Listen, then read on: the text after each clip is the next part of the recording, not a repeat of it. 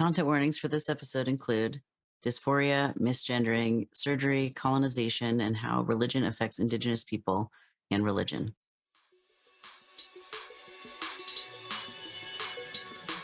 Miati folks, welcome to Genderful, a talk show interviewing gender-diverse folks about their special interests. The name of our show celebrates that gender expansiveness is wonderful. Hi, I'm GenderMeowster, and my pronouns are they, them. Hi, I'm Atlas O Phoenix, and my pronouns are also they, them. The focus of our show is to interview trans, non-binary, agender, and gender-diverse people regarding their special interests, passion projects, and resources for the gender-diverse community. We want our audience to know that this show is hosted by two folks who also identify as non-binary, transmasculine, neurodivergent, and disabled, with the passion for telling trans stories. If you're new to our show, welcome. We're delighted you're here. At the end of this interview, we have Clouder Query, where we like to ask you a question related to this week's topic. We'd like to invite you, our listeners, to answer the Clouder Query on our social media platforms. This show is made possible by volunteers, tips, and subscriptions. Shout out to those helping us coordinate guests, edit the podcast, moderate the live chat, and post on our socials. If you would like to support the show with your time, please join our Discord server and meet the community and get a regular digest of Solidarity resources. If you'd like to catch us live, join us on Mondays at twitch.tv/GenderMeowster. Show notes will appear in the edited version of the show on Fridays on both YouTube and podcasting platforms. If you love the show, check out some of our earlier episodes. We invite you to remember that we are whole people with robust lives, friendships, challenges, and successes. We love and are loved, and we are delighted to share these stories with you. As always, we kindly remind our listeners that no person is a monolith of their identities. Your identities can change over time and are valid every step of the way. And if you think you're gender diverse, you are gender diverse. There are no social or medical prerequisites to be included in the community.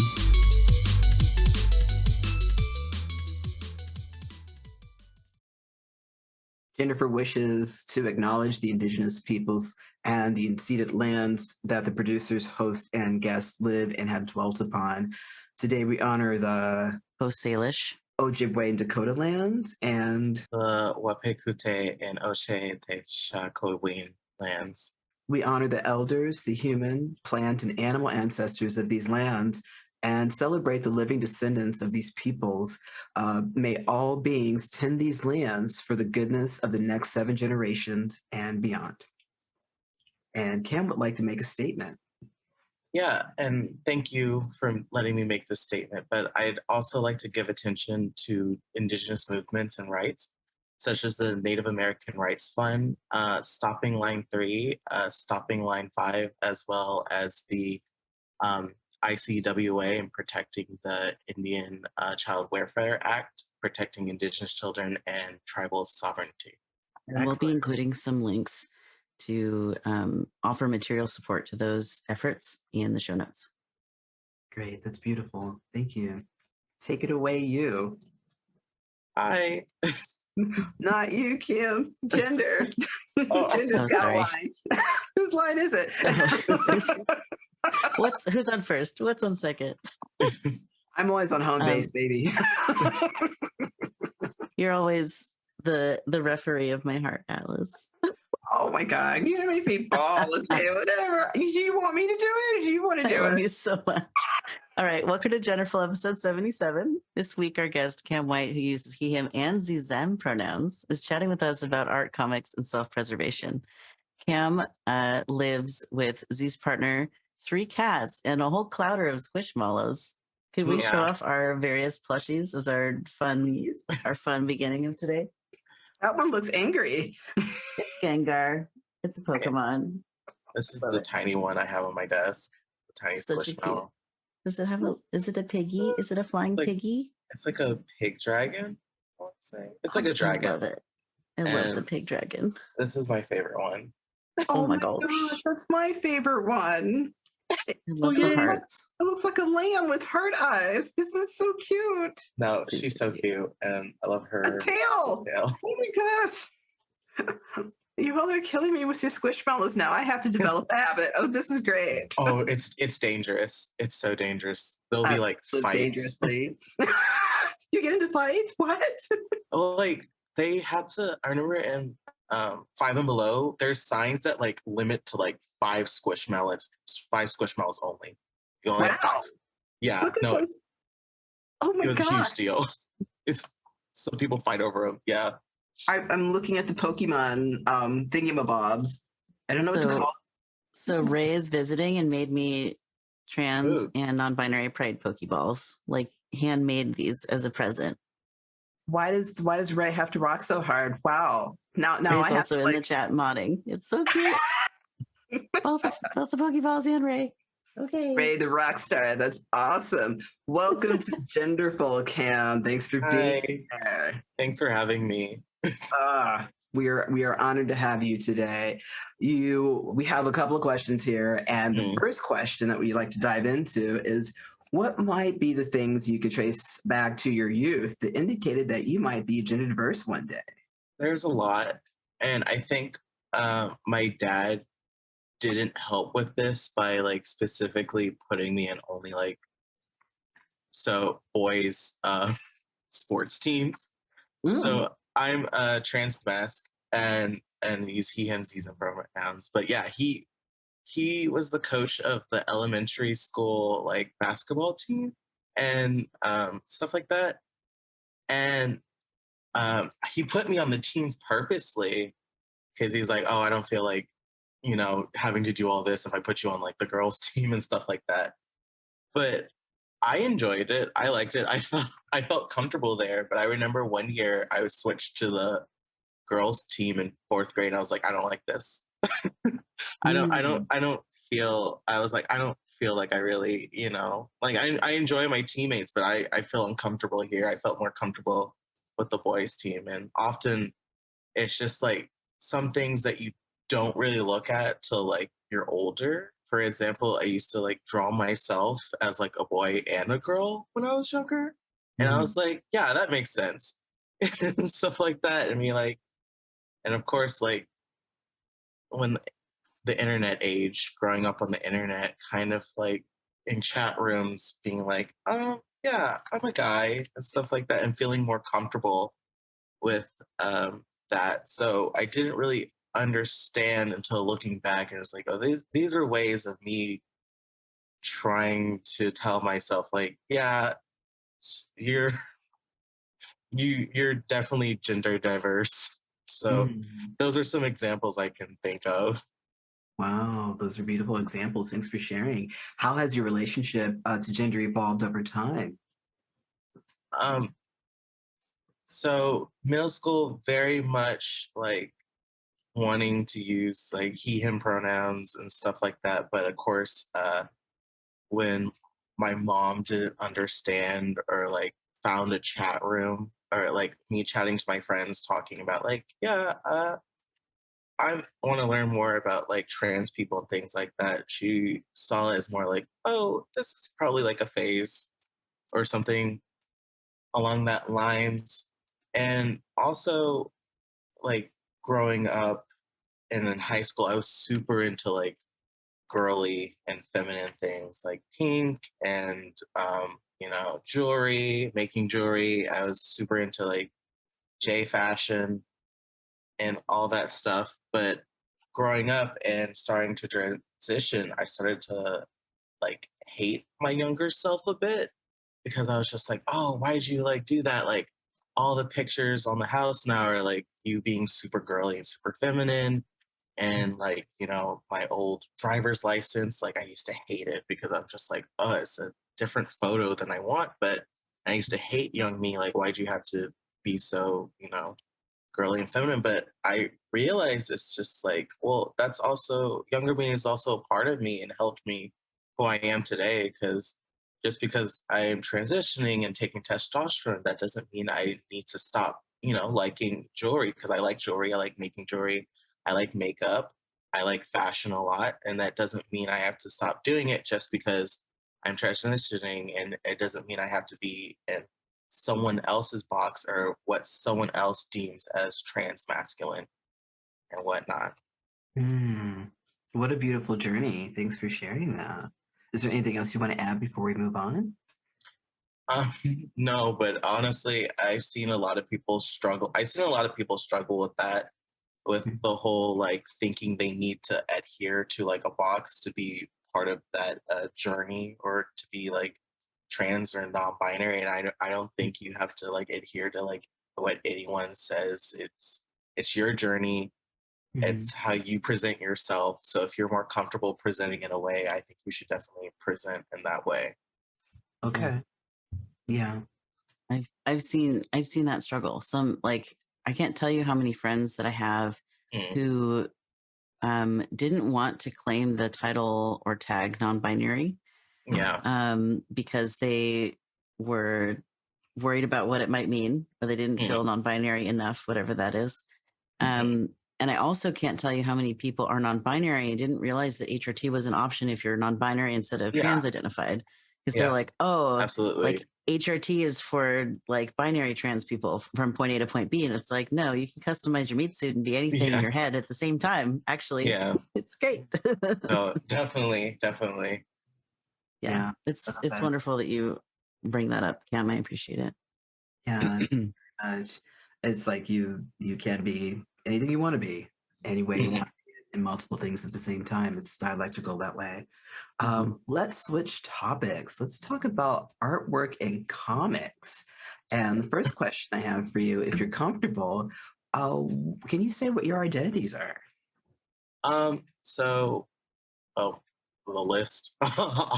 Yes, please. So trans masculine, and I go by he, him, and season pronouns, and I'm also pansexual. Should I? Yeah. I'm also. If you're comfortable. I'm also Afro-Indigenous, Black and Native American. So also, to be specific, Choctaw and Cherokee Native, and I think that's mostly. Okay, that's so cool. Part of the reason we asked that is because we're curious if you would like to share how you include your multiple identities and queer identities into your work. If you want to talk about that a little bit. I think I like to include them into my work by showing them how I would want them to be seen when I was a kid, because growing up, I didn't really see, especially many Black and Indigenous people in media.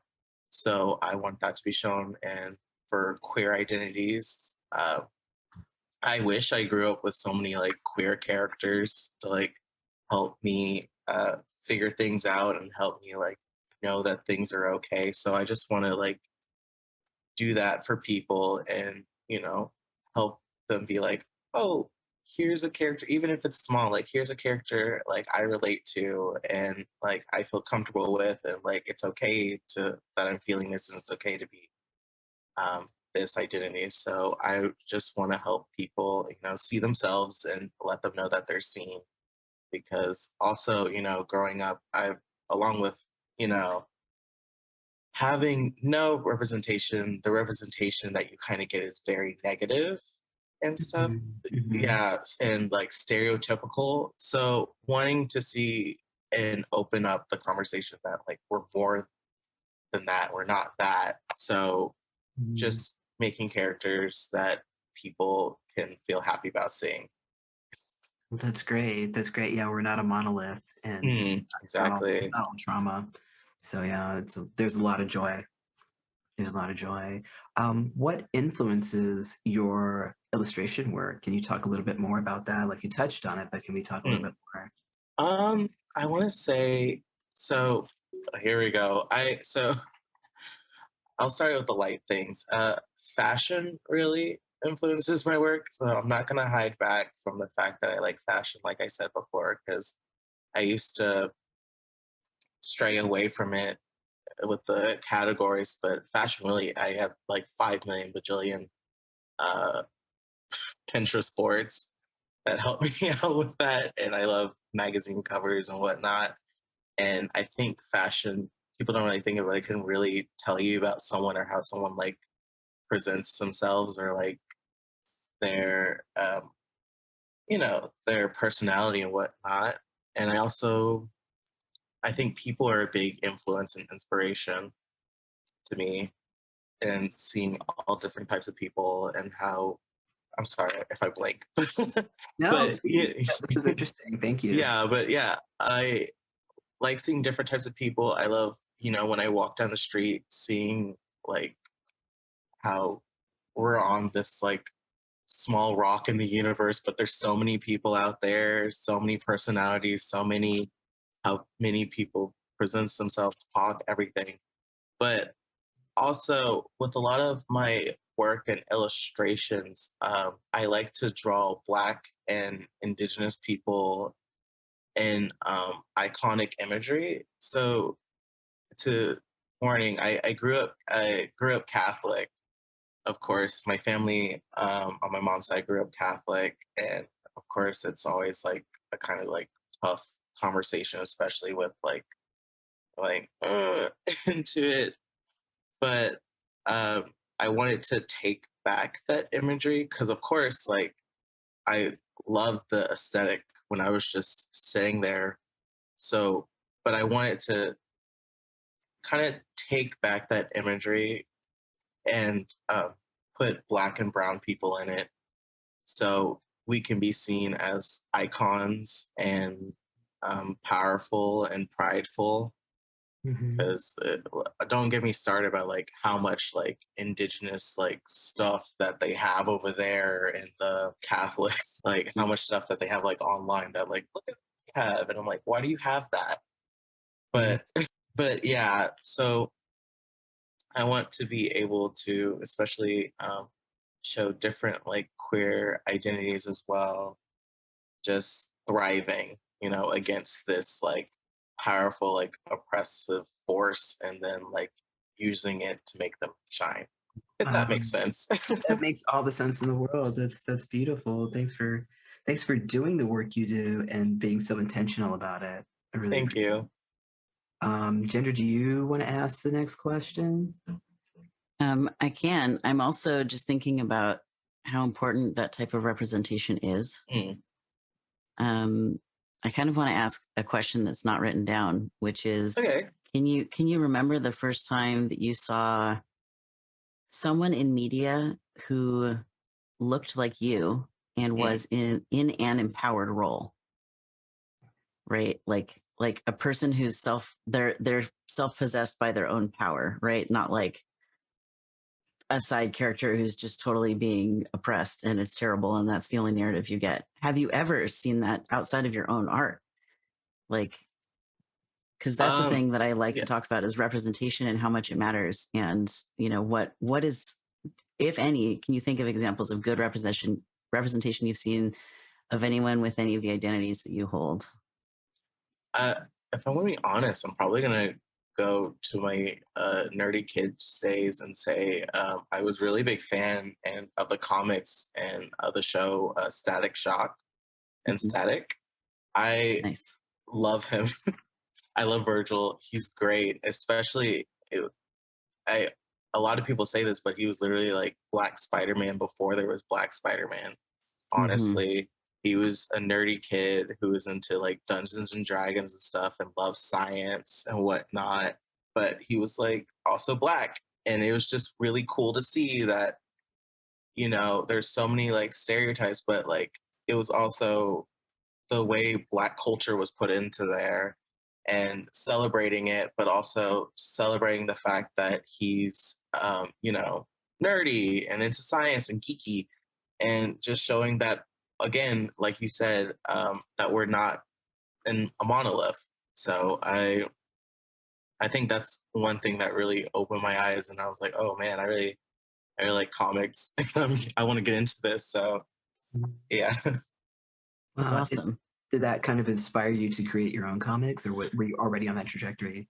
I was on that trajectory, so like I was like, oh, I like this. So I read and watched more cartoons. I think what really hooked me in was manga. I'm gonna say and anime, and that really hooked me in. And I started trying to like make my own characters and start making with especially the Justice League and making my own superheroes.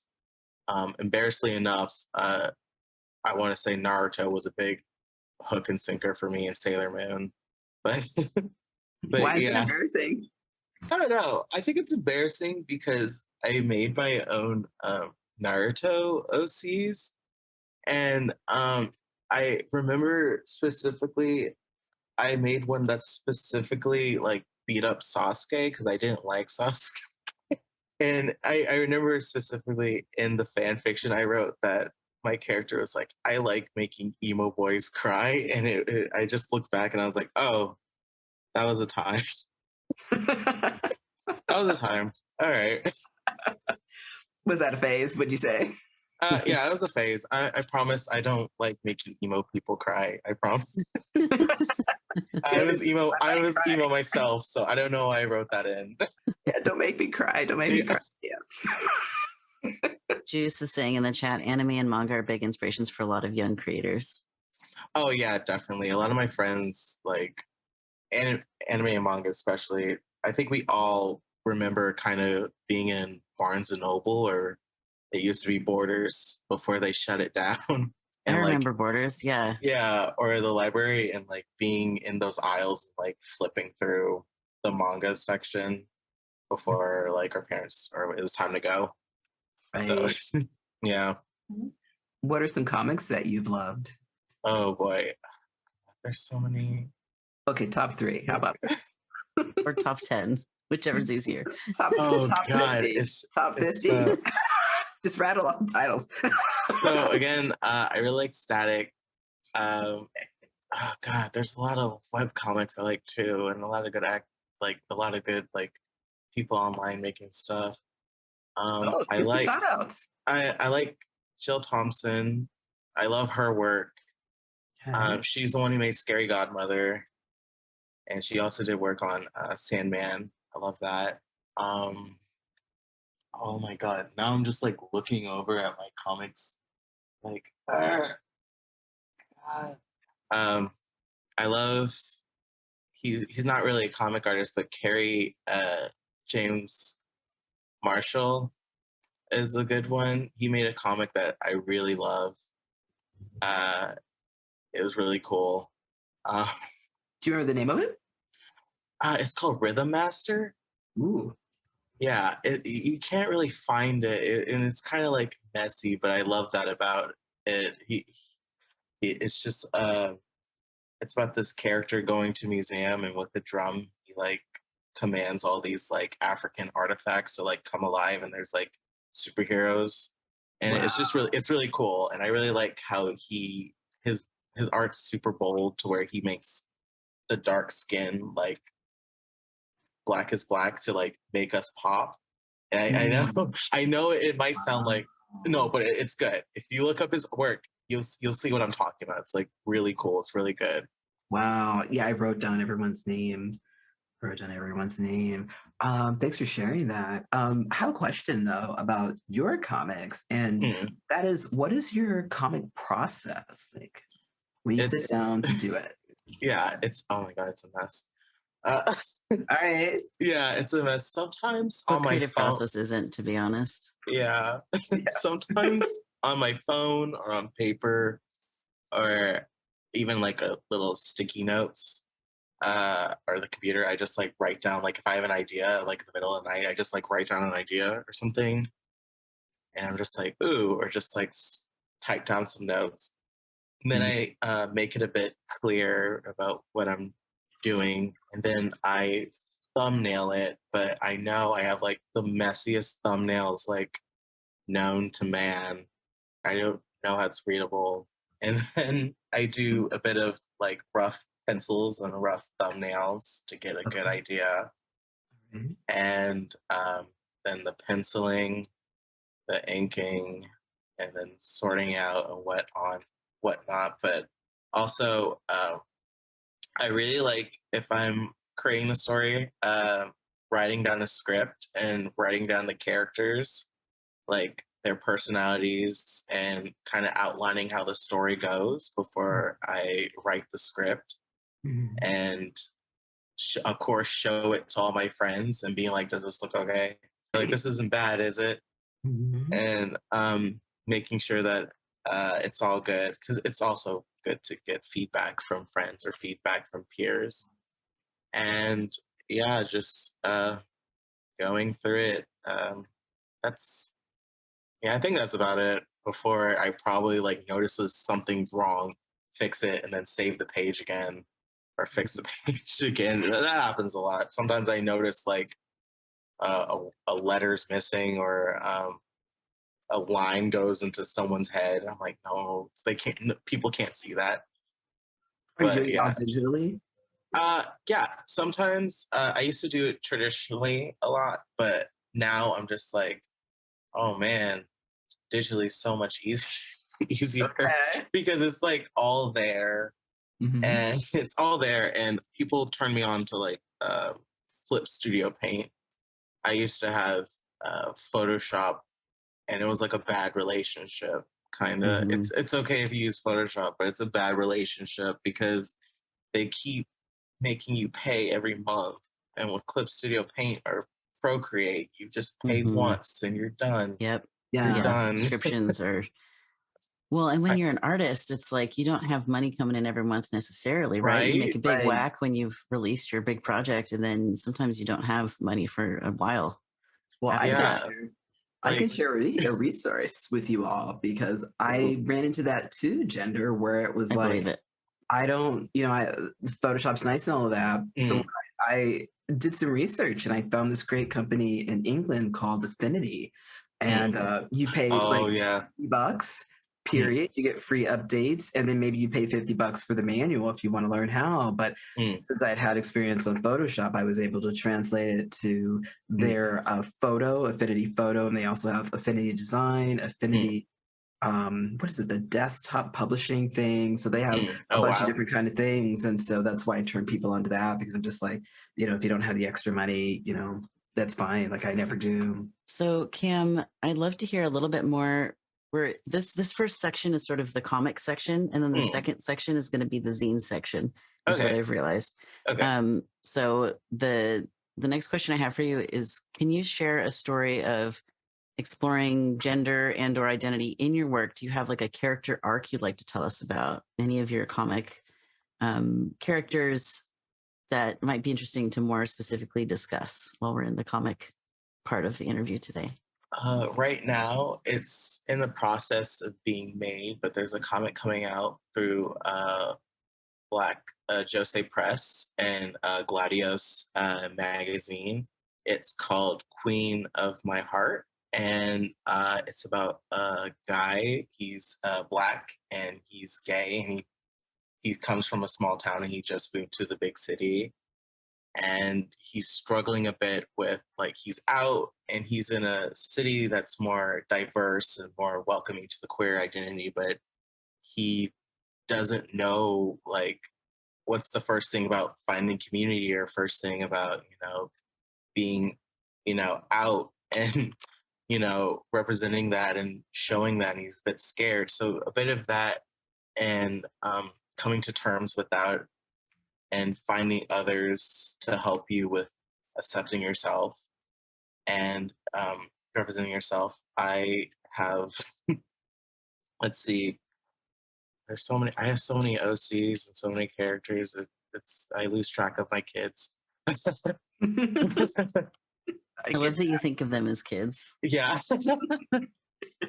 uh, I have a lot of trans characters that helped me get through my identity without even thinking about it. Honestly, a lot of trans characters that were like unapologetically themselves and very like Yeah. expressing themselves, and I like putting them in comics and like little short comics. I have a character named, which is fun, named Xenos, who is two spirit, but also a demigod, and kind of coming to terms with that, and stuff like that. So, uh, yeah, the list could go on. I could go on about OCs and characters, but those are some examples of how I like to have fun and show my identity through my characters. I love that. Okay, so the next question I'll just ask because I highlighted it. What is your zine process, and how does it differ from your comic process? I think the zine process is, oh god, zines. The zine process is, I think it's funnier. It's me mostly kind of like scribbling on copy paper. It's the same. Well, it's the same with first writing down notes, except with comics, I go into my nice little comic program and like type out the script. But with zines, sometimes I tend to just go to notes and just like write whatever and edit it down, and then on copy paper, kind of like writing out. And if I fold, I make those little folds, those little comic fold trick, where you cut paper in the middle and you fold it into like a mini zine and kind of, I was hoping I had an example up here. No, I don't. Always unprepared. But yeah, where you fold it in the middle and then you make a little zine and I kind of scribble out there and then I draw my work, put it together, put it in that fun little format that all zine makers love to do, where it's just like, and trying to see, oh my god, are the pages right? Is it going to be backwards and upside down? And then shout out to my friend Puck Saint. I run over to their apartment and their printer, and I'm like, can you please print zines on their printer? And they're like, yeah, sure, buddy. And then printing that, and then having to staple it together and fold it together and cut it up, and there's a zine from How many me. pages is it? The last zine I had was about, I want to say 20 something. Oh wow. Yeah. Like a catalog. Yeah. Wow. Yeah, pretty much. I'm trying to see if I have any Please. fun zines up here. Okay, well, this is from college. Y'all don't need to see that. You can see the growth. What are you talking about? Oh, yeah, the OC comic with about vampires. Oh wow. Look at that. Oh, that's a black Amazing. page. But I was like, oh, y'all don't need to see that. Thanks for showing We it. might need to see that. Oh, I want to see it. I want to see everything. Oh, yeah, I have a whole box next to me. What am I doing? Let's see. My whole I make illustration zines Wow. with my work in there. Wow, that's gorgeous. Thank you. And characters, I just sneak in. I'm like, oh, it's illustration, but no, it's mostly OCs. And you illustrate all of this. Yeah, all of it. This one, my partner and I worked on. They did the cover, and they also did the character designs. And I did the comic, and we just wanted to do a like Regency era comic with our OCs going after her, our main OC. Spoiler alert, she wins. We might continue it, but yeah. That's a fun little comic that we have as well. All right. We've got some messages for you in chat too, Cam. Those are beautiful. That art was so beautiful. Yeah. I love that you shared that with us. Thank you for taking a minute to flip through. Yes, if you all haven't followed on Instagram, please follow Cam on Instagram. Get those updates. High def, gorgeous art for free on Instagram. I was like shocked looking at Instagram at just the sheer volume of gorgeous art that you've already made. So was I. Yeah, it's beautiful. This leads to a good question. Do you prefer digital or hard copy zine making? Looks like all of these were hard copies. Do you do some online? Online as in like send it to another place and they print it, or no, digital. Yes. Yeah. So when making zines specifically, like, do you cut and paste with scissors and like glue, or do you design them all digitally? Because some of the old timey zines was like people would scrapbook essentially and then photocopy their scrapbook. Yeah, mostly for me, it's a mix of both. where I just go to I have it digital, I set it up digitally, and then I print it out, and then I cut and staple and format it myself. So it's kind of a mix of both. But I have a question for you. Okay.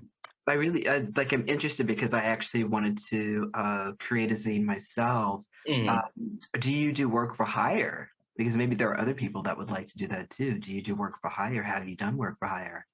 Yeah, I've done a lot of work for hire, and a lot of I've been a part of like a lot of anthologies that were work for hire, or like a lot of pitch comics, or a lot of comics that were work for hire, and people are just like, oh, can you illustrate this for me, or like, oh, I want this illustrated, can you illustrate this comic or like short comic for me? So yes.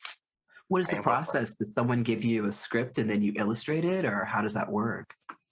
So let me start with I'll go to a recent project I'm working with. They first they talk to me about it. They're like, hey, I'm so and so, I'm a writer, and I was interested in you illustrating our work. If you're interested, talk to me. And I'm like, yeah, sure, cool. This sounds cool. Like, they give me like a small little elevator pitch about like what's it about. I'm like, oh, totally cool. And then they send me the script kind of, and if it depends on the person. Sometimes they have their own character designs. Sometimes they want you to have at it. I've had people who are really particular about how the character looks, so they'll do it instead, or and stuff like that. But they just want me to draw it. They'll have the whole descriptions. But sometimes, like a recent project I'm working on called Hellbent, Kickstarter coming out soon. Can you send us that link? We'll add it to the show notes later. Yeah, when it comes out. I'll send you. Okay, I'll send it to you when I think we're gonna do it on February 7th. Okay. That's when the Kickstarter comes out, but I'll definitely drop the link. Yeah, this episode will publish a couple days before that, and I will, as long as you send it to me when it's live, I will go at it. Or if people can like follow your Kickstarter profile or something, like to hear updates from you. I want to make sure that people hear about it because you're making such cool stuff. Oh, thank you. Yeah, I'm like so excited about it. Definitely. Thank you so I'm much. excited too. Yeah, I might actually talk to you offline to talk about the zine that I want to do, comic book. It's either a comic book or a zine. I haven't decided yet, but I will be reaching out. Ooh. So yeah. Yes. Yeah. Hey, Indigenous Black trans people, always forever. Yay. Always and forever. This love song. Anyway, it's by Heatwave if you want to look it up. Anyway, okay. But yeah, the characters and then the whole contract thing, very fun and stuff like, and talking about when work for hire, talk about payment, contract stuff. Right. And first, I like to update them with characters designs if needed. I'm like, are these characters okay? And stuff like that. And they're like, yeah, they give me a sign off. And then I give thumbnails, and they give me notes, and I fix it or something like that. And then penciling it out, and then inking it out. And then it depends, because sometimes people want me to color and letter it. Sometimes they don't. When they don't, I'm very happy. But if they do, that's fine too. Just sometimes lettering makes me a bit nervous, but I think I've gotten better. If you've seen my lettering, when it was not so good. Here, I feel like I have. Show us.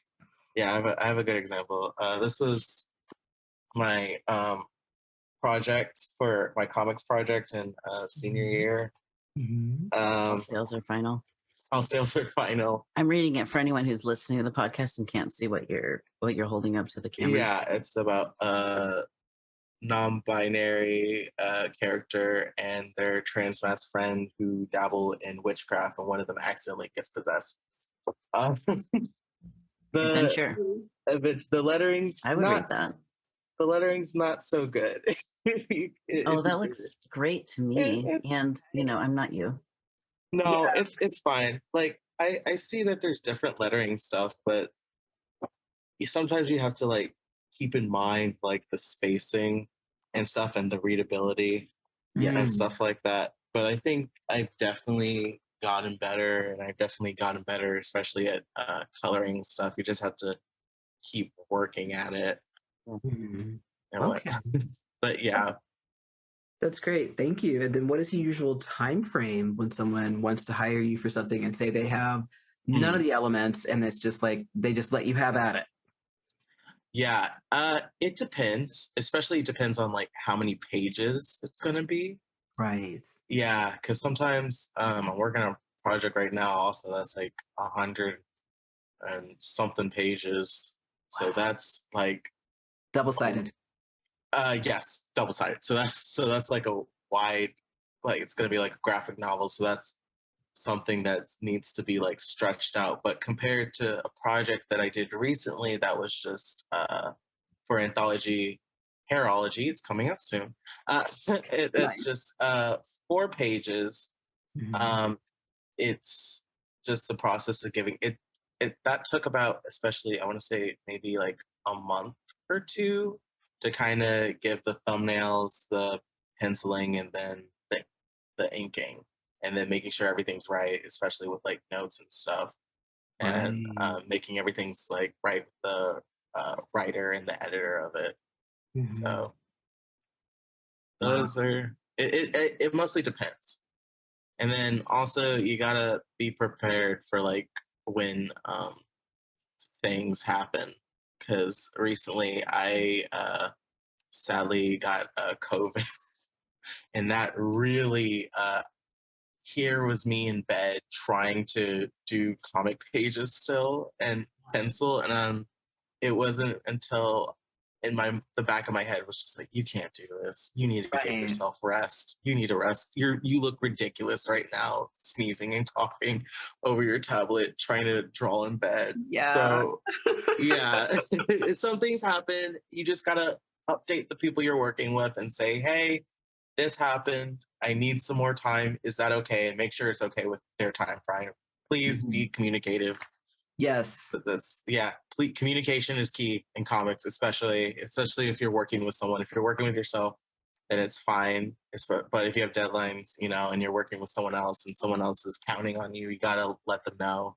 Mhm. And I used to be kind of, especially with ADHD and whatnot. I used to have like really bad with like communication and like Mhm. getting things in on time, and my brain like kind of procrastinating. But you have to. It's hard to work on. But I think I'm better at it now, and I've found some tools that like help me like organize it better and get more on track. So again, communication's key. It is. It definitely is. And let's see here. I'm looking at some questions as I'm jumping around here on the Google Doc. Let's see Okay. here. Where are I we can ask at? the next one if you like. Yes, please, because I don't know where we're at. No, it's all good. Thank you. Cam, so we've talked about you doing some work for hire for maybe Mhm. um, clients who are businesses, but my Mhm. question is about commissions. Do you do Yes. commissions? Are they open right now? What do you specialize in, and how do people commission you? Like, do you want them to use your contact page on your Mhm. website? Yeah, what kind of commissions do you typically do? I do have commissions. They unfortunately are not really open right now because Okay, I'm still trying to finish another batch of commissions. Once I finish that's that fair. batch, then I'll open up. I'll let y'all know. But usually commissions are mostly character commissions is what I do. Mhm. From the most part what I've gotten. People like wanting their characters drawn or their favorite characters drawn. I've done a lot of, for the most part, like OCs or D&D or characters. Like Mhm. someone's like, oh, there's someone who's like, I want my D&D character drawn, but I don't really know how to draw. Could you please help me? And stuff like Mhm. that, and giving me like a lot of good examples. And then sometimes I've drawn like characters. Like I remember someone wanted me to draw like the cast of the new Spider-Man with Miles Morales and everyone. And I was like, okay, I can do that. So it depends, but usually they come to me and I'm like, sure, it depends on what it is. Also, if it's like colored or like inks or like waist up, or sometimes I even get like a nice illustration someone wants. Just like, oh, I just want, some people just like, oh, I just want you to just do it yourself, just a nice illustration. And I really appreciate when people give me references, like even though they can't draw, like references like, oh, this is what the hair is going to look like.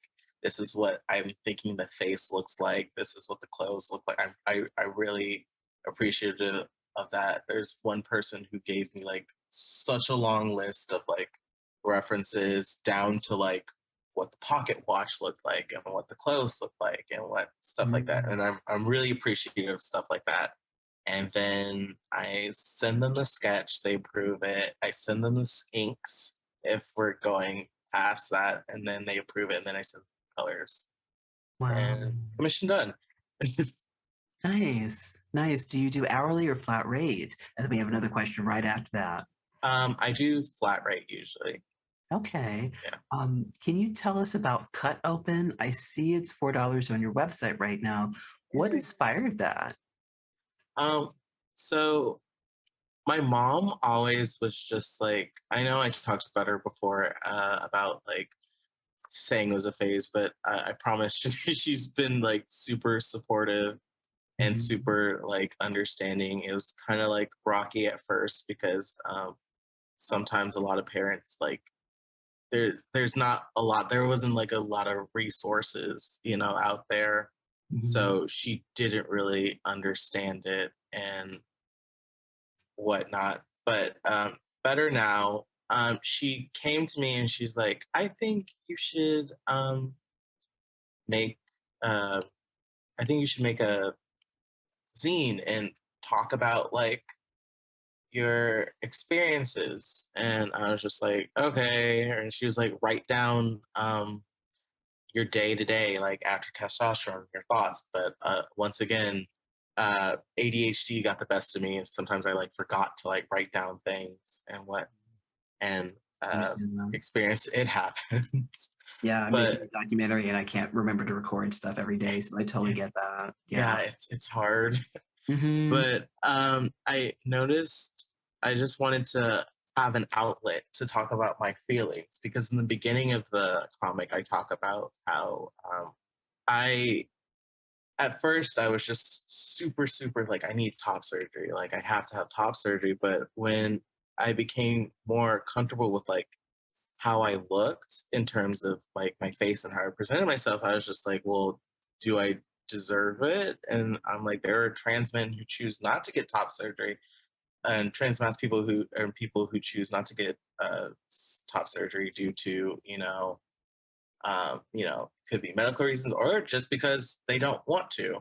They're just like, it's like I'm comfortable. But it was kind of going through that process and trying to think of things and like how I feel about it, because I was just like, am I okay for like not being too, emotional about it, or crying about it, or does that mean I like don't deserve it because I'm not too emotional, or and things like that. So really exploring that. And then in the other parts of the comic, I talk about like the recovery process and like fun little things that happened while I was trying to recover, and things I noticed. Like there was a point where my stitches, my chest felt numb, and I was just like, oh God, well, I guess that's it for me. And then my partner's like, no, you need to text your surgeon. You need to communicate with the surgeon. And I was like, oh, okay, I'm fine.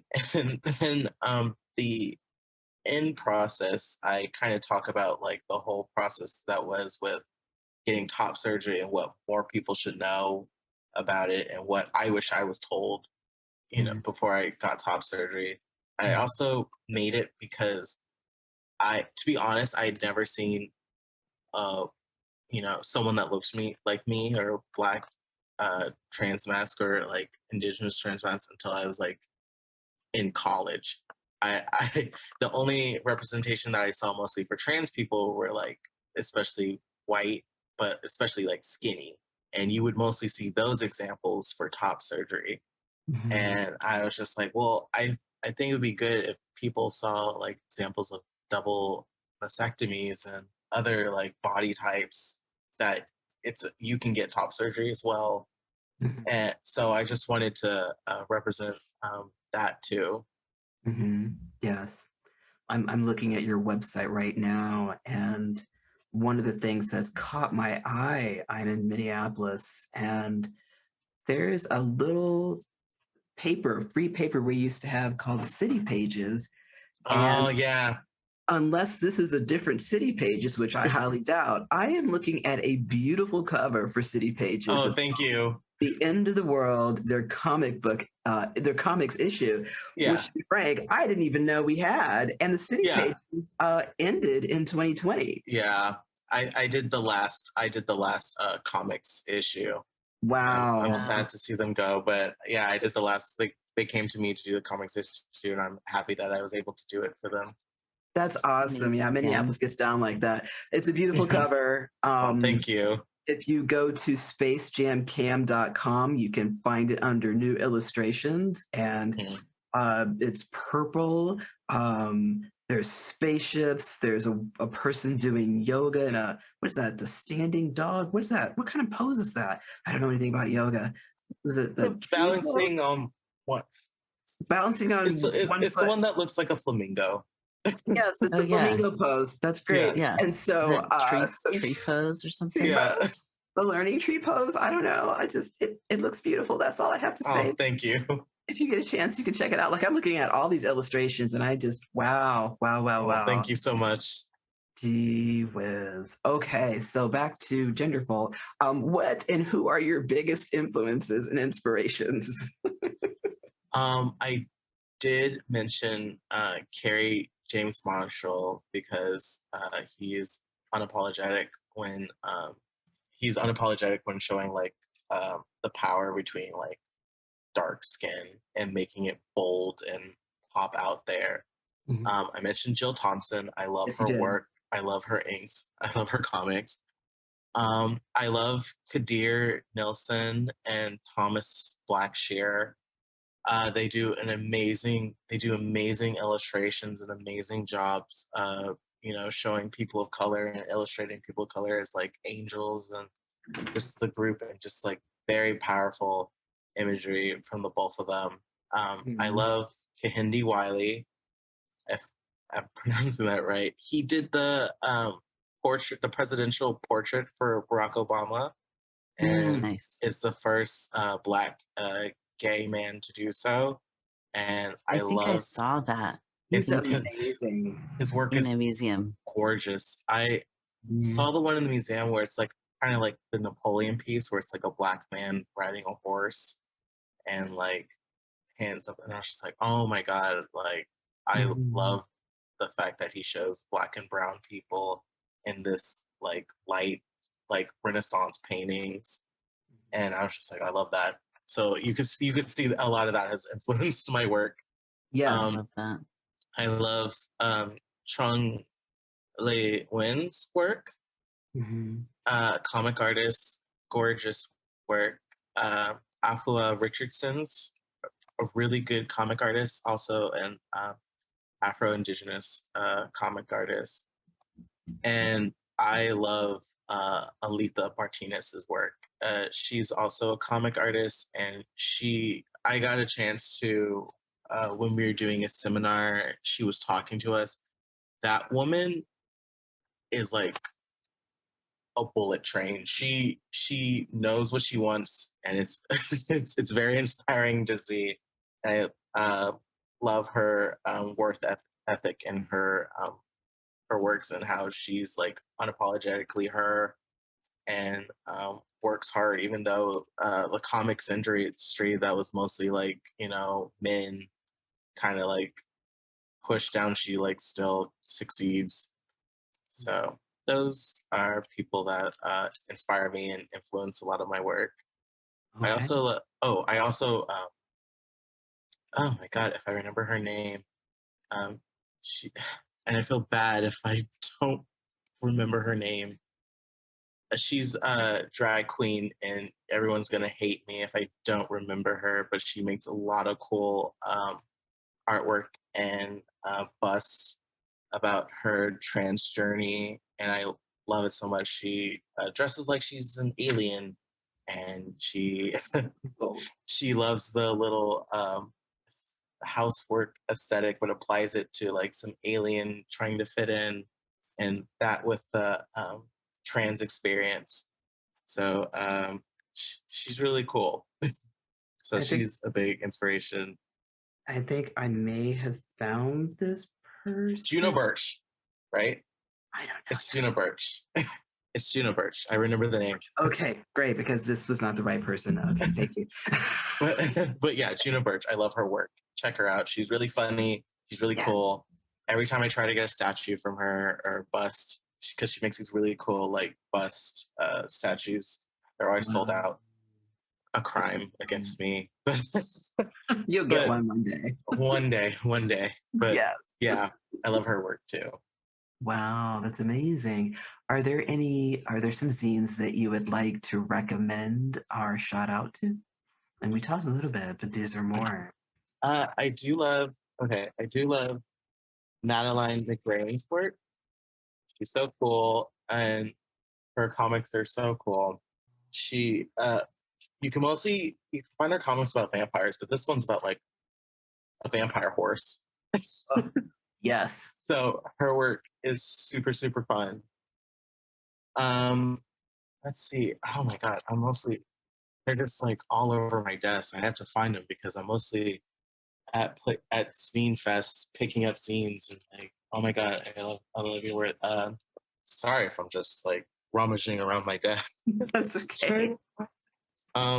But yeah, if you have a chance, go to your local Zine Fest. Super fun. That's cool. Like fun. Yeah, let me just write that down so I'm putting that on my radar. One thing that I love about zines is they're often self-publish. Yes. So you get to write about way more radical concepts than you would almost ever see in any more like quote unquote mainstream media or book. Absolutely. Yeah. I love my that. local anarchist coffee shop has tons of zines about like trans identities and like anti-fascist, like defund the police stuff. I have some stronger language about that, but it's not YouTube friendly. It's just like a lot of people who weren't able to like, or don't know how to like publish yourself or like wouldn't be able to publish themselves in like a mainstream format can just go out there and like publish like anything, especially with zines. It's just really cool how it comes together. Very, I love Wishki's work. It's gentle. Very gorgeous work, gorgeous comics. Wow. Let's see. I love when people make sketch scenes too. And this is, oh my goodness, this is Katie, KTHEINEY's work. Okay. So those are just some of the mini zines. Oh, Claire, please, Claire, good friend Claire Donahue. Nice. Makes really cool comics and characters. Got like a Satanist logo on the back. Yeah. Inverted pentagram. Yeah. Love that. Really cool work. So those are some scenes that I like. Oh, and shouting out my friend again, Puck. Puck, you can go to pucksaint.com, like Puck, PUCK, and then Saint, SAINT. They make some really, really cool zines. I'm also in a collective and re-released a zine recently. It's the Enjoy zine. And it was, the prompt was things that made us happy. So we recently released that and that was super fun. So if you get a chance, you can look at that as well. Okay. That's great. Thank you. What zines would you like to make in the future? I'd probably make more zines. The more I think about it, the more I like to make zines to kind of explore myself and explore self-thoughts, like what I did with Pet Open. I'd like to make a zine. I know it's like kind of like small, but I like to make a zine of like things I've noticed when I transitioned that not a lot of people talk about, because the way kind of cis men in my family like act towards you, and like not like in a hostile like way, but more the more you think about it, like before I transitioned it was like a hug, you know, but now they always want to go in with the and then pat on the back, and I'm just like, every time I'm just like, do I hug, do I give the it's just like things like that, things you don't know. Is I want to talk about like IDs, state IDs, like driver license, how that kind of affects your whole mind. Because I recently got my Minnesota driver's license, and for the longest I had a Texas license that had just F on it, and that like You in Minnesota? yeah. Oh my gosh! Coffee sometime soon. I will. Okay. I will Instagrams you. Yes. Yay! Oh my God, we're Minnesota people. I hope you're. You betcha. Yes. I hope you're staying warm. I got all the space heaters on. Oh yeah, it's so cold. It's like, I don't even look at that. I don't even want to look outside. It's just so Stay cold. for the summers. Leave? Stay for the summers. Can't leave because your car won't start. Something like that. Yes. Yeah, and it's just like in our 2 seasons, snow emergency and construction. There you go, folks. There's Minnesota for you. Okay. Yeah, the snow emergency right now is so bad. It's so serious. bad. It's a serious heart attack. Yeah. And like all the cars are like pushed into the middle, and I'm like, please, because the snow is pushing it more into the middle. I'm like, guess I'm not going anywhere. I can't drive. So ice banks on each side that are 4 feet. Yes. Yeah. Yes. Sorry, everybody. It has to be said. It's a mess. It's to all the people who are like, oh, I want snow for Christmas. No, you don't. You don't. We'll ship it to you. Yeah. We have it till like May. Literally. We do. I remember it was May once, and when I first moved here, it was snowing in May. I was like, are you kidding me? Are you talking about that May 1st when there was a blizzard? This was like 5 years ago or something like that? Yeah. Yes. Yeah. Or something. We're all salty that day. I've never seen people just be angry all day. I was just like, are you kidding me? It's ridiculous. It's ridiculous. But in zines, I do want to talk about, because I'm from Texas, and for the longest it was F, and trying to change that like letter marker, and especially trying to change that photo, because I had a really, so many times I tried to show my photo and them being like, and like, this isn't you, and it's like, that's not you, and the trouble with that. And so going to Minnesota, and when I saw that paper that just had my face and then M on it, I didn't think I'd be emotional, but I was. And also you can have X on there as well, which is pretty neat. That's what I got. Thanks, Minnesota. But I didn't think I was be so emotional, but I really was emotional. I remember showing my parents, and like, oh my God, and my parents were just like, so happy for you, like, this is great, like, so happy that you can, this, it may seem like a little thing to people, but it's like a huge, happy thing.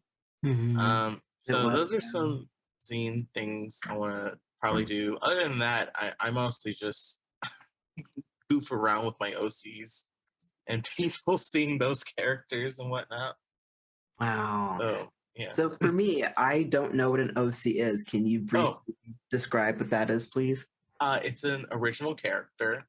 Ooh. So, in my mind, though, like, every character is an OC because, someone made Batman, and that's there. But yeah, it's mostly like characters that aren't like, mainstream or well known. Like, that's original characters. Okay. And what? So yeah, that's how I describe OC. Okay, thank you. Gender, do you want to jump in here, please? Yeah, absolutely. Okay, thank you. So So we have a couple of concluding questions now, Cam. We like to clip these for social media. So even if you've already said a thing, maybe consider re-saying it so that it's in the like 30-second soundbite that gets shared out. Because then people will come watch your episode because they liked whatever you said. So we have three questions along those lines. Is there anything that we've missed about art, comics, and self-presentation that you would like to make sure that you say? I don't think so, but one thing I would have to tell people is that you want to get into comics, just get into it. A lot of people think that it's probably going to be like a hard process, but there's a lot of resources, especially online, of people saying this is how you get into comics, or you can just be like me and grab some copy paper, do some squares, and draw some characters in there and keep going. So just keep that drive and just start at it. It's never too late. Also, I know a lot of comic artists that started like when they were like in their 30s or 40s, so it's never too late. Also, yeah, that's great. That's great. Love I'm that. so excited for you. Just like it's never too late to start transitioning. It's never too late to start being an artist. Yeah. I mean, I started at 50, so it's been almost 2 years in April 21st. So Congratulations, Atlas. thank you. I appreciate that. I'm handsome. I'm handsome. Did you say 50? 52 now, but I started at 50. Yeah. You're 52? Right? There's gray hair. It's right here. It's right here. No. Oh my God. Legit. You want to see my ID? No, really does not crack. Oh my God. I don't know if anybody has heard this, but what Cam was referring to is black don't crack. And so Yes. I haven't. I have. It's right up here. You just. No. Oh my God. I softened it. Yes. Oh my God. I'll take that as a compliment. Thank you. It's absolutely a compliment. I really thought that you were like my age. Like, wait, Atlas how old are you? handsome. If you're okay with sharing? Me? I'm 33. I'm 33. Atlas is 52. I thought you were like, oh. Wait, how old are you? How old are you, Cam? I'm 26. You're 26 and you've been published in that fancy magazine. Look at you go. Yeah. You're kicking butt. I'm Successful art career at 26. That's what I'm saying. Oh my goodness. Amazing. I love everyone on the stream right now. Nefertiti is 10 and a half. She's the youngest of us all. She also has arthritis, so she's simultaneously the oldest of us all. Oh my goodness. Jeez. The chat is all exploding about how old Atlas is. They thought you were 30s at most. I was born in 1970, so wow. I was here for the disco era, the new wave era. I want to see your old disco outfits. That's Maybe you could put them amazing. in the selfie channel if you have any pictures. I have this. Yes, disco Oh, ball. that's so good. That's part of your Phoenix costume. It does. It goes in my little crown and my little mask. So good. Yes. Disco forever. Anybody who tells you that disco sucks, I'm very, very suspicious about that person. No, me too. Me too. Very suspicious about that. I'm very suspicious. I'm just like, They don't like fun.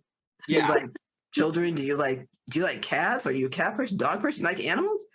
No, I don't love any of those things. We can't have tea. Yeah, I'm just like, if someone's like, I hate disco, I'm like, very like, I've exited the conversation mentally. yeah. I'm just like, well, I'm out. Oh my goodness, I'm so excited. My DJ said they're going to play disco and house music at the event on Friday. So I was like, disco, okay, we're going to get to that soon. We're going to get to that very soon. Yes, we still have more questions for Cam. 2 more questions for Cam before we talk about that. Cam, thank you for your patience with our ADHD-laden, joyful co-hosts. No, you're good. Thank you. Can you kindly share an experience with gender euphoria?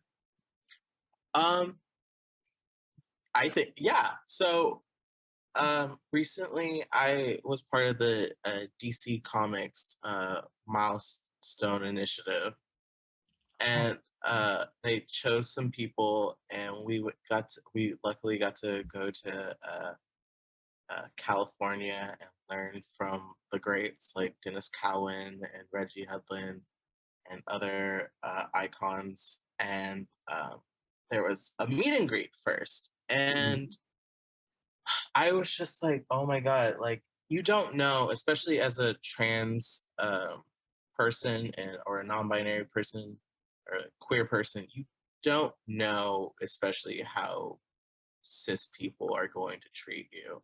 Especially there is kind of that fear that you have and sometimes with like cis men and how they'll like portray you and whatnot. And so there was a meet and greet and had to get dressed nice and stuff like that. And I was just like, you know what? I'm gonna be unapologetically myself. I don't care. I'm gonna do it. I wore like this kind of sheer kind of black shirt with a big bow on it, and then I had purple beaded earrings and slacks and some nice heels. And I'm just like, I'm just gonna go for it. I look great, whatever. Went in unapologetically myself, unapologetic with fashion. And I think my euphoria kind of was one of the guys on the team was just like, oh, you remind me of Prince. And Prince was kind of like my inspiration for transitioning. Because I remember when I had to go into therapy for like gender resources, he was like, what's your like goal? And I'm just like, I kind of want to look like a bigger Prince. Yes. Yeah, I know that man's like 2 feet tall or something, but like He's 3 inches shorter than I am. It's just not that serious. Jeez. Can you get some but short man love? He worked it. Short guy. He worked it.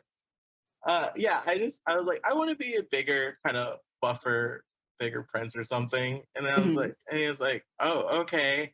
So, you know, being like, oh, you look like Prince, or being like, people being like, oh, wow, when you step in the room and you're just like, oh, wow, you really, this person just like does not care what other people think. It's just, I like, the whole rest of the week when I wore like big beaded earrings or big like statements, I think that was my biggest kind of gender euphoria. Like anytime I'm just like unapologetically myself, I'm just like, yeah, I like big earrings and fashion and heels. What are you gonna do about it? Nothing, because I look cute and you can't do anything about it. So just things like that. It sounds like it all came together for you in that moment, like everything. Yeah, definitely. That's beautiful. Definitely. Fantastic. Congratulations on that. And congratulations on the initiative too. Thank you. That's fantastic. All right. Okay. Do you want me to ask the next question, Ginger? You can have the final question, Atlas. Yay, I get All the yours. final question. Final question. Final question. Dun, dun, dun, dun, dun. Okay, here we go. What would you like to make sure folks know about your perspective on gender and non-binary trans issues? Take us out. It's a tough one because these days it feels like everyone's against us. Literally everyone. It's just like they're trying to get us to go back to the Stone Ages. But just know when it feel like tough or like, oh my God, like what's the point? There is a point, and there are people out there. There's a community out there. There's like resources out there. There are people that like are still fighting to help and make sure that you are seen and that you're cared for and that you get the help that you need. So I just want people to know that, and that you can like always like reach out to like these different resources. I know I included one that really helped me in Texas, which was crazy, Legacy. They helped me with my because of course I had to get gender therapy first, so they helped me with that, and the therapist was like really nice and helped me with my hormones. And then if you're in the Minnesota area, Family Tree Clinic is like really good. I go there for my hormones, and they have other resources for trans and non-binary people. And then also Trans Lifeline They help with many resources, and they even help you with getting micro grants, and they can set you up with a lawyer to help you get your name changed if you need it. So just different things like that. But yeah, just know that you're not alone. It's really rough right now, but there are people out there that see you and want to help, and we're gonna power through this. Yeah, that's exactly it. We are going to power through it. And I know in Minnesota, there is they're asking for us to show up in court tomorrow at 8:30. So I've been posting that all over my Instagram. I think it's tomorrow, the 31st, one of the two. Yeah. Oh, tomorrow's the 31st. Well, that's fancy. Okay. January went by so fast. I just blinked, and now it's almost the 31st. It's almost February. Yeah, it doesn't make any sense to me, and I'm just like, wow, how did that happen? Yeah, I lost whole weeks, but I mean, yes, I had surgery. You had surgery and all kinds of things, and now Bray is here. So yeah, it's just like wonderful. There's a lot of stuff going on in our lives. It's like January, poof, whatever. It's just another month that goes by in a day. Yeah, I don't know. I'm just gonna like blink, and then it's gonna be like December again. I'm like, oh, okay, sure. I hope not. I have bottom surgery in October, and I need to congrats. Get in shape and get work and stuff so that it could. I'm happy that it's still January. It gives me more time, at least a day. So yeah. Congratulations. Thank you. Big year. I don't even know how to feel about it, but thank you. I'm excited. Would you say, Gender? I said it's a big year for trans people. A lot of my friends are having their affirming surgeries this year, and I'm really thrilled for them. Yeah. I think that we've come out of the intense acute time with COVID enough that they're like regular surgeries are starting to resume. My wife actually had surgery. One of her surgeries were both trans before the vaccine existed, and it was a very specific experience. Like, couldn't be with her when she was waking up after. Like, had to pick her up. She was supposed to, normally they'd stay for 3 nights, but she went home within 12 hours of surgery because the COVID risk was so high. It was like, you're going to be safer recovering at a hotel near here than having observation because of how high the COVID risk is. So it's wild to see how that has shifted from even 2 years ago to now. And I'm so delighted that so many of my trans friends are having the procedures that they need. I had a friend who just had top surgery 2 weeks ago, and they actually helped me with mine in 2021. So it was really endearing to be like, how's it feel? What was it like when you put your shirt on? So I was like, it was great. So yeah. One of my friends is having surgery in like 3 weeks, and they're going to stay at our house for a week while recovering from their top surgery. So it's like, and this is actually the friend who took care of me with my wife after my recovery. So it's like, we're instead of paying forward or paying back for once, like we're actually going to manage to help the person back who helped me, and put yoga blankets under my knees and like brought me ice packs at 2 a.m, all of that stuff. So that's beautiful.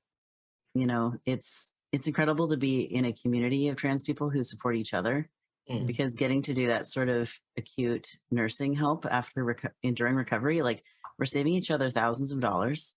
Yeah. And building our friendship and love and community. And that makes us more strong and resilient. And that type of like direct mutual aid with time instead of money is so radical and needed, especially when like our families and whoever aren't always there for us. Sometimes they are, right? It's not categorically true that all of our families abandon us when we're trans. My parents have been very loving and kind and supportive. And that's not the usual story. So anyway. Genderful, joyful. Yes, let's do the Genderful dance. Yes. All right, Cam, get into it like disco. All right, don't leave me this way, Thelma Houston. Woo! Cam, you're having fun, just admit it. I am.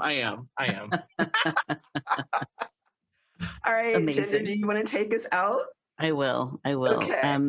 Thank you, Cam, so much for being a guest on the show today. Everyone, Kam White, for having me. he and Z them pronouns. is an illustrator, a comic artist, a zine maker, and a designer who enjoys creating original characters, or OCs, and worlds, fashion designs, and fun, eccentric stories.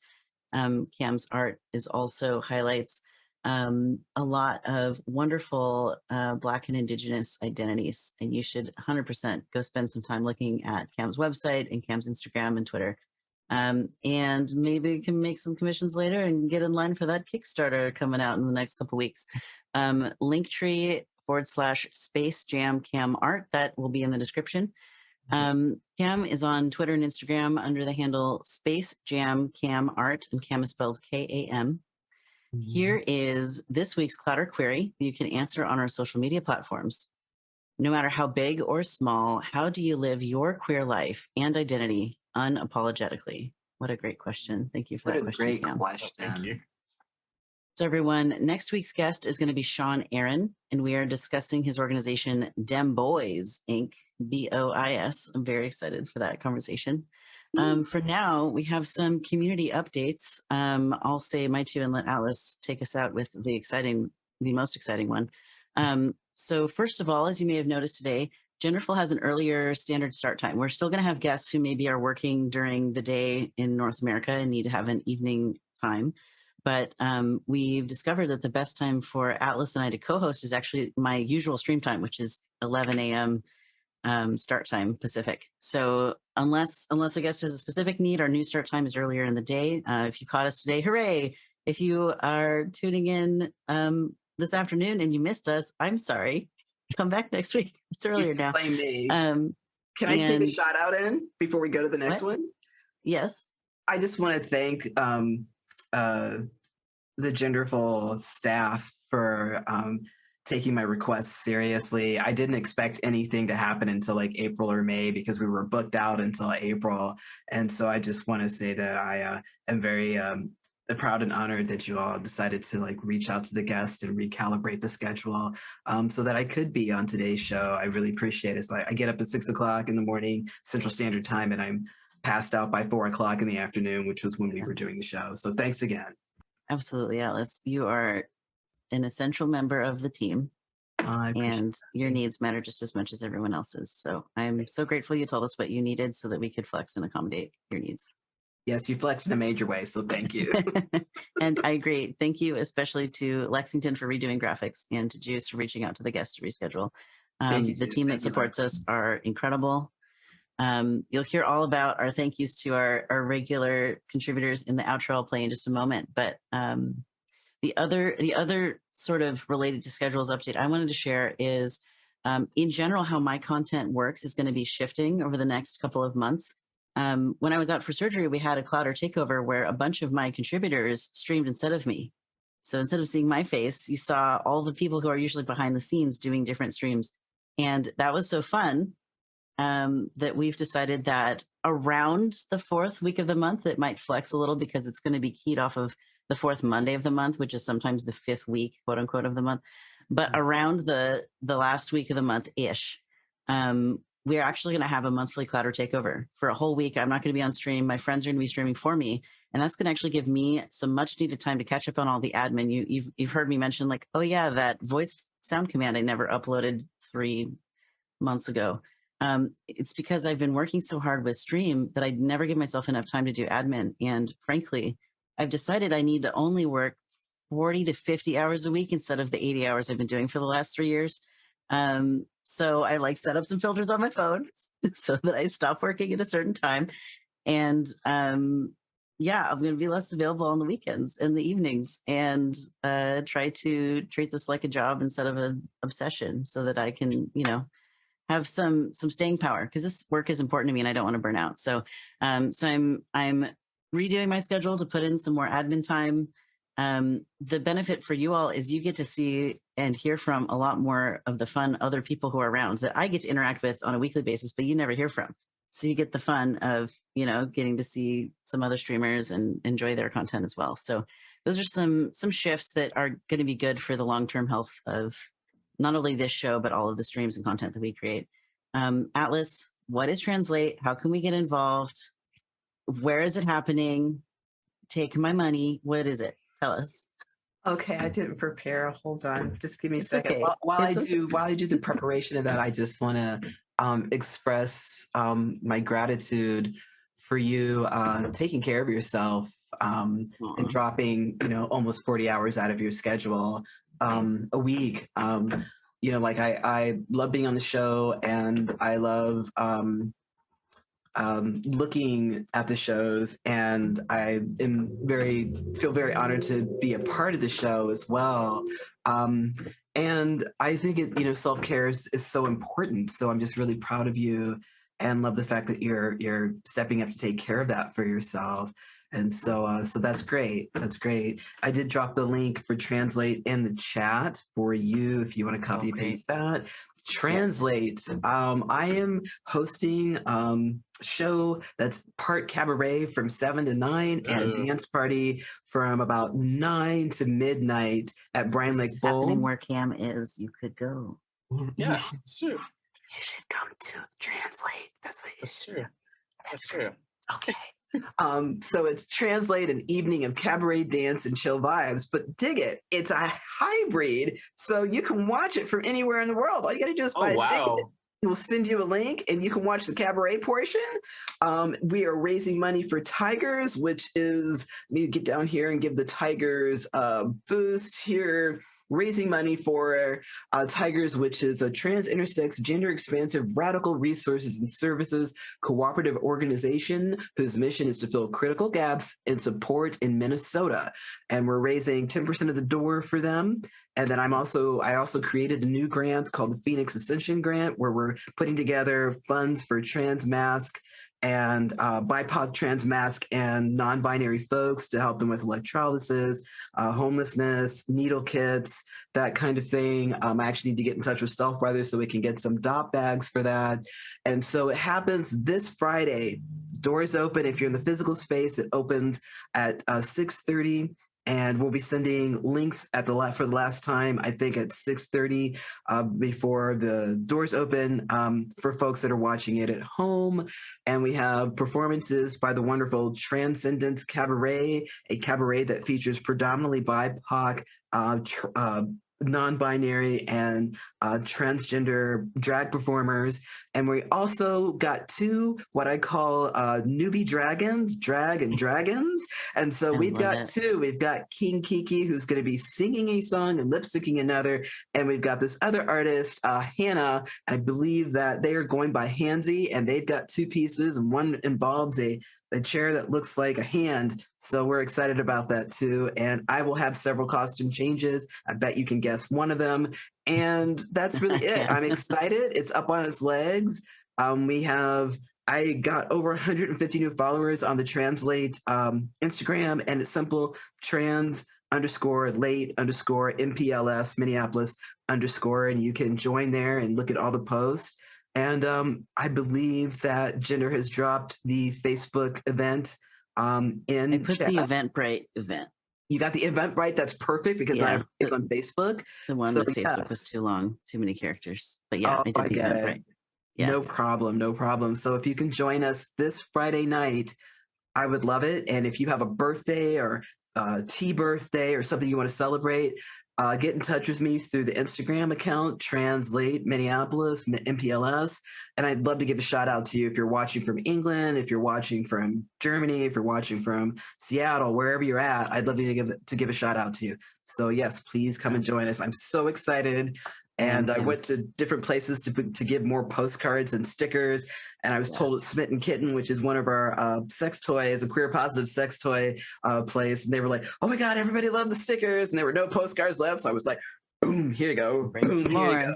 And so it's great. So like all of South Minneapolis has been papered with posters and stickers and postcards. So yes, I'm excited about it. Amazing. Alice, I have a question. For those of us who are still practicing COVID safety, what is your masking policy or vaccination policy for this event? So if you have disabled people like me thinking about it, you might have said that, but I was trying to write stuff down and tell people, and I got excited. Okay, mask required. That's great. Yes. Are you going to have extra masks for people who forgot or missed that detail? Yeah, we're gonna have. I bought multicolored masks. So there's pink and blue. Oh my there's gosh, yes. purple. There's Yes. maroon, and there's gray. So I like Nice. specifically picked these. They're KN95 masks. So Perfect. they're nice. They're real Oh, masks. those are really nice. We're working on getting ASL interpreters. We will have Amazing. spaces for up to 4 wheelchair users and their guests. We have a gender Amazing. neutral bathroom. We you do. will, like I said, it's hybrid. So we'll have a camera that's on the performance and a camera that's on the ASL. So you can pin it on your Zoom. And we also have the ability where you can tip folks electronically in person and on Amazing. Zoom. And that's it. And like, I'm so proud, like our artists are getting paid. We have a DJ Drew Untethered is going to be spinning disco and house music. And we are setting up a food buffet as well for folks that are experiencing food insecurity. But we've decided to open up to anyone who would like to do that because we don't want to shame anybody. So it's just like anybody who wants anything off the food buffet, you can have it. So it's a taco bar, it's a pizza bar, it's a pita and hummus bar. And we got a Costco cake too with rainbow and big sunshine and clouds. Just ordered that last week. So I to pick that up on Friday. And all of this beautiful, beautiful hair will be faded because I'm going to look tight for that. So yes. Nice. Yes. Out of them. You guys have it all. You have it all. I tried to make it that way. Yeah. I just sounds very fun.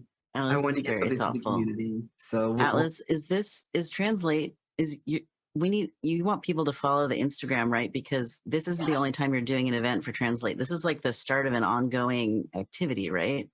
We hope so. We hope so. Yeah. We've got to prove ourselves. So that's why I am actually dropping the Instagram for you. You need to put an @ sign. It's in the chat for you. Yep. So you can drop it in Twitch chat. But yes, we want to make it a bi-monthly event. We have to prove ourselves with this event first. And I'm very fortunate. I was able to get financial sponsoring from the Minnesota Transgender Health Coalition, the Minnesota Department of Health. I got promo sponsorship from Transcendence Cabaret, Twin Cities Gay Scene, and I'm forgetting Twin Cities Gay Scene, Transcendence Cabaret, and Rare Productions. Rare Productions is also handling the finances for all of this as well. So big shout out to Roxanne Anderson, Yes, and then David Bircham Ward from Twin Cities Gay Scene. I hope I got that right. And just the big shout out to the community. This centers trans, intersex, agender, non-binary folks and our allies and people who want to become allies. So we just want you to invite you into this space and just welcome you wholeheartedly. And so yes, and we'll have some surprises. I'm actually showing Ordinary. It's the last piece of the night in the cabaret. Wow. And I just what a treat. Of course you are. I don't know why that didn't occur to me. That's amazing. I mean, it did occur to me, and I was like, why don't you put Ordinary? I was like, I don't know. I don't want to take up space. Maverick Glitter King needs to make an appearance at the show. Oh my gosh. I just painstakingly redid all the narration from it because one of the festivals that wanted to show it. So they had an issue with the narration audio. So I just re-recorded the audio. It's beautiful. It's got tone and character to it, and it sounds popping. So I'm excited. It's going to be the first premiere of this with the new audio. So I'm excited. So good. Yes, thank you for giving me some time to talk about this. Yes, Translate. Well, it's timely, right? So the day that this publishes, it's happening tonight. So if you're hearing this on Friday when this comes out, you have some quantity of hours, or right now you should go figure out these links and see if you can join us digitally or in person. This is Atlas, I think you mentioned that there aren't many BIPOC trans events in your city, or maybe none. And so you're kind of creating a resource that doesn't exist for your whole community. Yes. And this is a big deal. So I think people, even if you can't go in person, buy a ticket anyways, give your money to this, make this event a resounding success so that Atlas can keep getting grants and funding to put on these shows. Yes. Like there is a Black trans comedy night in a big town nearby that I couldn't make it in person that day. I was busy, my calendar was full, but I bought a ticket anyways, because similarly, I wanted them to succeed. And it's really important to me that they keep getting funding to do that work, because it's important. I mean, we talked about representation at the beginning of the show, and I will continue to stand on that soapbox forever and also put Atlas and Kam and other people of color and trans people on that soapbox to talk about how important representation is. That's the whole reason I have this show and channel and do what I do. So yes, do the thing. I'm so excited. I'm going to cry now. This is so great. Oh, yes. I'm excited about it. So I will be wearing a shirt that says Protect Trans Youth. We will have 2 teachers in the audience. Their moms got in touch with me over the weekend. So I'm excited. And maybe they'll come and do drag the next show. So I'm excited about it. But yes, please support us if you can. Be great. Thank you. Did I mention no one? Oh, yes. You won't be turned away for lack of funds. So if you contact me, I will figure out a way to get you on the guest list so that you can come in. If you're watching it from home, I will find a way to get you a link. So one way or the other, we won't turn you away. So just let us know. The goal is inclusion. Yes, the goal is inclusion. If you want to be there, you can be there at the end. You just got to let us know if we need to plan for it. That's right. I've got 2 just tell ticket them spots. Atlas said. I've got 2 tickets for that I've been holding. So yes, and it'll be want to do it part of a raffle. So if you follow us on at Translate Minneapolis, I think it's been dropped in the chat. We'll be able to help you with that. And it's at trans_late_MPLS. Yep. I'll put it again. Okay. Thank you. This is all very exciting. Kam, do you want to throw any last thoughts in before I play the outro? No, that all sounds very exciting. I was literally just thinking, I was like, man, I wish there was like more ballroom events in Minneapolis, but there's like close to none or drag events or especially like queer events like that. So I'm very excited and happy that you put this together. I want to thank you for putting something like that together and trying to like put more events in the future like this together. Thank you. I appreciate it. Thank you very much. You're the person I made it for. So yeah, both of you are. So you're the people I made it for. So there you go. I love you, Atlas. This is wonderful. Too. Genderful would like to thank our guest for being on this podcast. If you'd like to catch us live, join us on Mondays at twitch.tv/GenderMeowster. Show notes will appear in the edited version of the show on Fridays on both YouTube and podcasting platforms. If you have a question you would like the host to answer or are gender diverse and would like to request an interview, please send an email to genderfulpodcast@gmail.com or sign up via the website at genderfulpodcast.com. As a gender diverse community, the Clatter wants to assure our listeners that we are prepared to moderate our spaces. We will get positive and negative feedback on these shows and topics, and we have a moderation team on our channels, socials, and Discord server ready to deal with this. Please join our Discord server at discord.gg/Meowster to meet the community and get a regular digest of solidarity resources. You can also support us with subscriptions on Patreon, following and reviewing us on your favorite podcasting platform, or engaging with our posts and content on social media at GenderfulPod and GenderMeowster. If you could take a few moments to also rate the show, we will post any 5-star reviews on our socials, so get creative. Mention a special interest of your own, a project you're working on, or even say hi to your comfort person in your review. What power! This show is made possible by volunteers, tips, and subscriptions. Shout out to those helping us coordinate guests, edit the podcast, moderate the live chat, and post on our socials. Artist credit for Genderful. Genderful's theme song is called Hope by Free Range Megs, aka Soma. The GenderMeowster logo was designed by That's Barnaby and edited with consent by Transgriffin. Genderful's pre-show is wrangled by JuiceTex. Genderful is edited and mixed by Transgriffin and Alexis Fandom. Genderful's social media is managed by Queer to Help. Genderful is hosted by Atlas O Phoenix and GenderMeowster. Genderful is the intellectual property of GenderMeowster. All rights reserved. Trans rights are human rights. That's right.